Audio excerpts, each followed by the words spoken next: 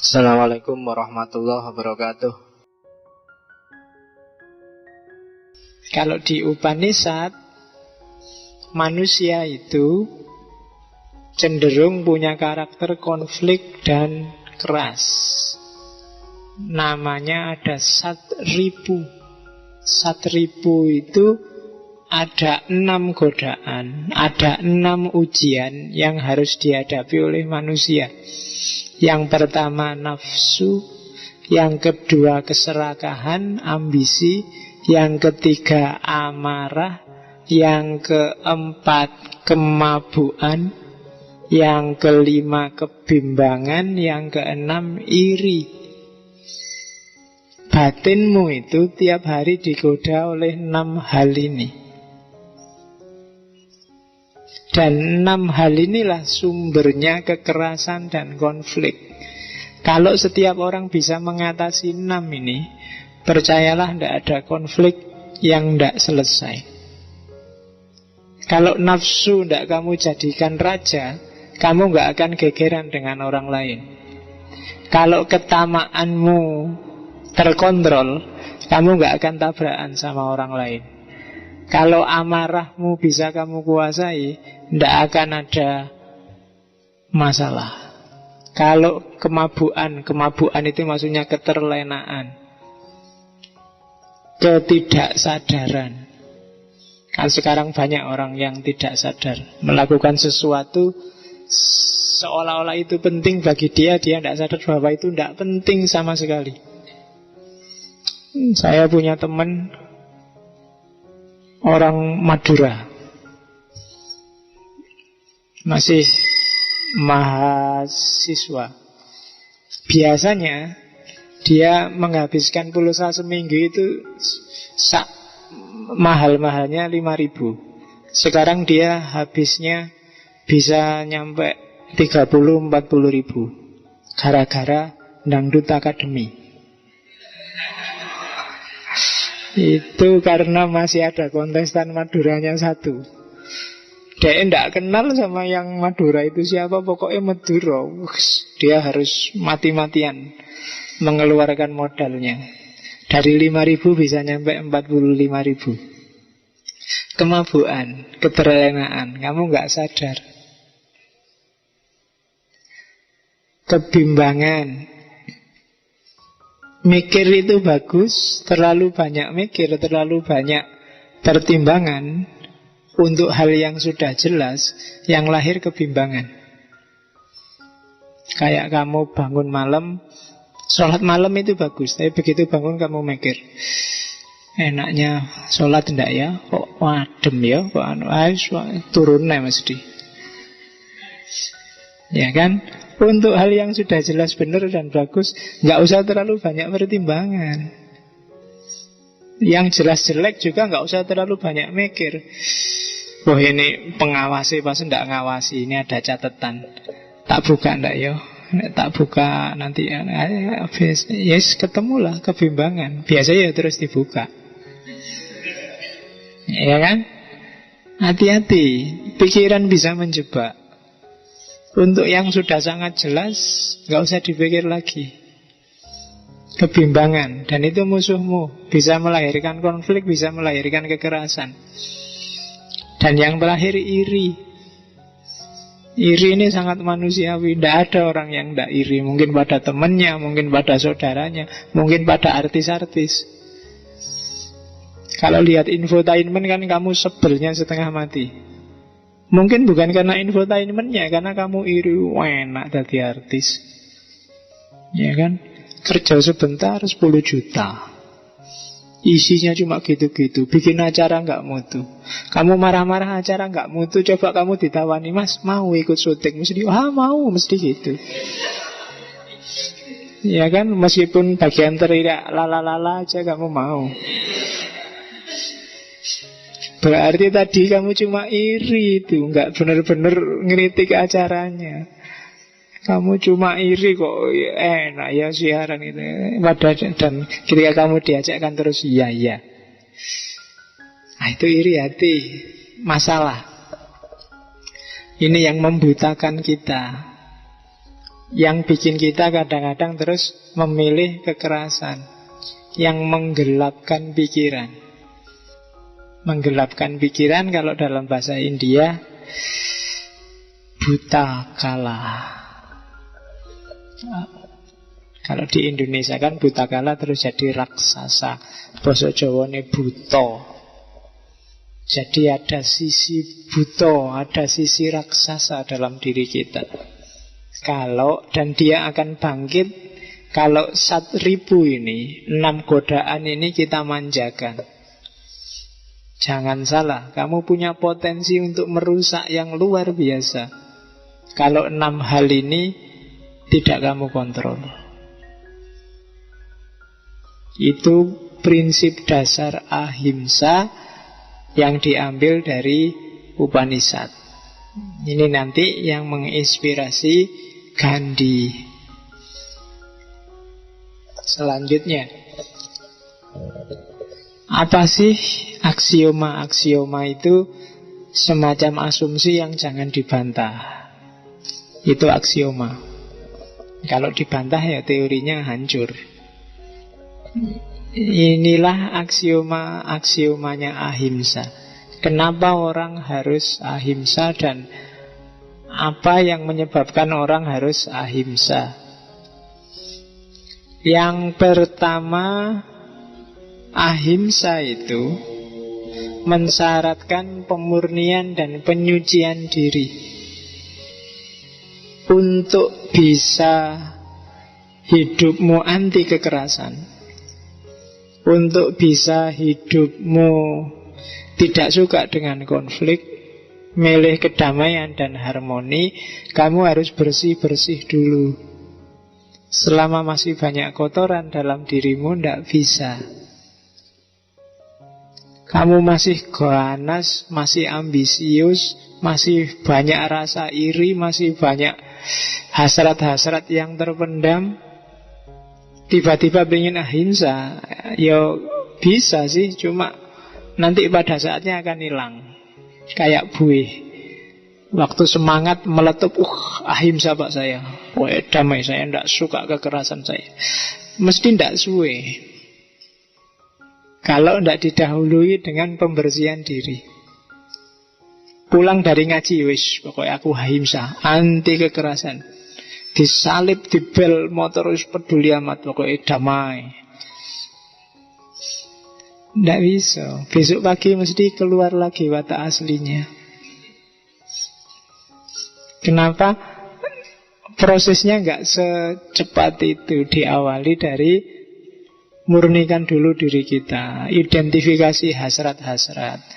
Jangan-jangan masih ada rasa iri dalam diri kita, dibereskan dulu.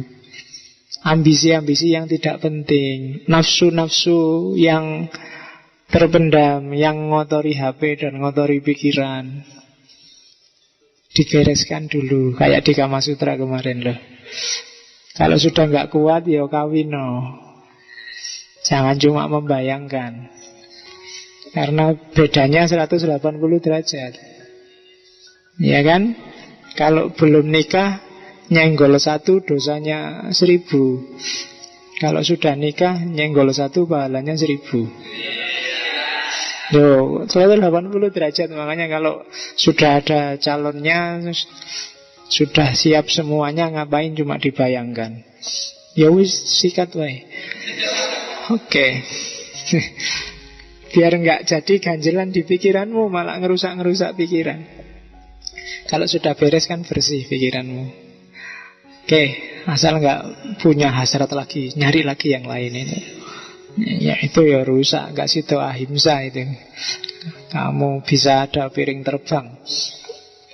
Oke, yang kedua, ahimsa itu tidak sekedar kemauanmu, tapi juga kemampuanmu dan kerelaanmu. Jadi nggak sekedar, Pak, saya mau anti kekerasan. Mampu ndak kamu dan rela nggak kamu? Anti kekerasan itu ndak gampang loh. Kalau kamu ditabrak orang, kamu dulu yang bilang, oh ya saya maafkan, ndak apa-apa, sampean mesti nggak sengaja. Itu anti kekerasan. Kalau kamu dimaki-maki orang, oh iya saya minta maaf, mungkin saya yang salah. Paling tidak kan saya bikin kamu marah-marah, itu ahimsa. Jadi nggak lihat konflik, nggak lihat kekerasan. Yang ada di kepalanya adalah harmoni dan kedamaian.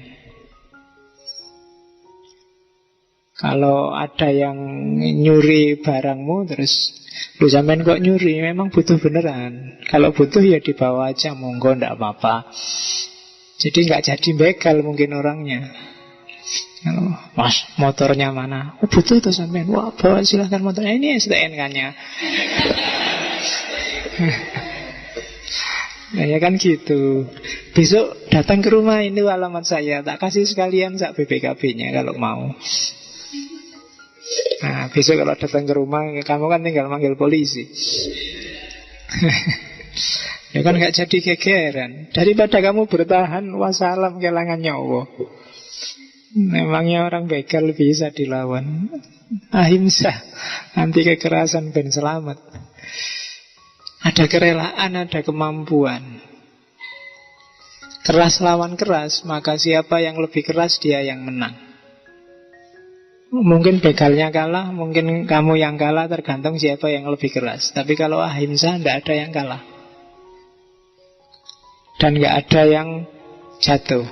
Jatuh dalam arti, ya kayak begal tadi loh. Kalau dia mau begal, terus mbok kasih aja kan dia nggak jadi berdosa. Kekerasan juga nggak terjadi. Semuanya safe, aman. Nggak jadi urusan polisi, kamu nggak perlu nyangoni polisi, nyangoni jaksa, nyangoni pengacara, urusan beres. Tapi kalau kekerasan, salah satu jatuh.